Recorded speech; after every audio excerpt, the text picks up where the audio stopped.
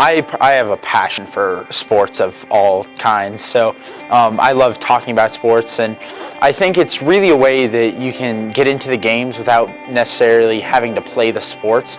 And for a person like myself who loves sports as much as I do, if you love sports, you're able to show your passion in a different way, and you're able to show your knowledge of the game, and I just love sharing my knowledge of the game. There's only so much cheering you can do before you start to get a little bored, so broadcasting sports is a lot more fun, a lot more enthralling when you're at games. You get to spend a lot of close time with good friends up in the booth. I always wanted to be one of the big league time producers because I always saw them on Sunday night basketball and all, and I finally get that chance at a lower level, but it still feels the same. They work on their own for the most part. A lot of these crews of 4 or 5 students will go out, get to the location themselves, do the entire setup and everything, and the actual broadcast themselves, and it gives them that skill to do the process, the hands-on experience of actually producing a live game. During the live broadcast, an issue will come up and you have to be able to fix it right away during the broadcast while still making sure everything else goes smoothly. So the whole time while you're working on something else, you have to be problem solving, making sure everything else works properly. I definitely think the element of professionalism is huge in the broadcasting world. Whether we're just broadcasting up in our gym or down at a venue like Magnus Arena, the element of professionalism in dealing with people and looking professional and acting professional all the time is huge, and I will carry that through my entire life. The values of a journalism program and digital media arts program include critical thinking, problem solving, collaboration, leadership and responsibility and communication. They know how to manage people.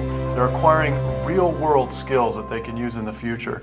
And they're doing it in a real world environment where they're creating things live. A lot of the players, they'll come up to you in the halls before the game, like, hey man, you broadcasting our game this week? Like, can I get an interview? Can we do something before the game? Like, they get really excited about being on the broadcast, and they look forward to telling their parents and their grandparents and their friends who can't be there to come watch the games online. And it's also really cool because I play lacrosse in the spring too, so it's fun not only broadcasting but being broadcasted when it's my turn to be on the show. I think the community in the broadcasting club is one of the best around. I know I've made a lot of great friends, and I've formed a lot of fantastic relationships because our talking points are there, and it's a great way to start communication with those friends.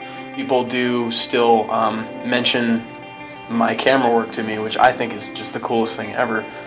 But just being kind of behind the scenes, it's kind of cool because it just kind of fits right into my wheelhouse. Like, I'm not that guy who's like out loud and in front of everything. I really like where I'm at being with the camera and just being that part of it, and giving the visual, which what I think is the most important part of the broadcast, because if you can't see it, then. But maybe that's just me as a cameraman, so.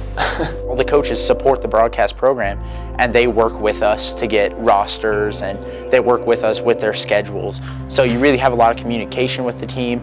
All the guys on the sports teams know who you are because they want to be on camera, and so yeah, you're part of every team, and it's a wonderful feeling.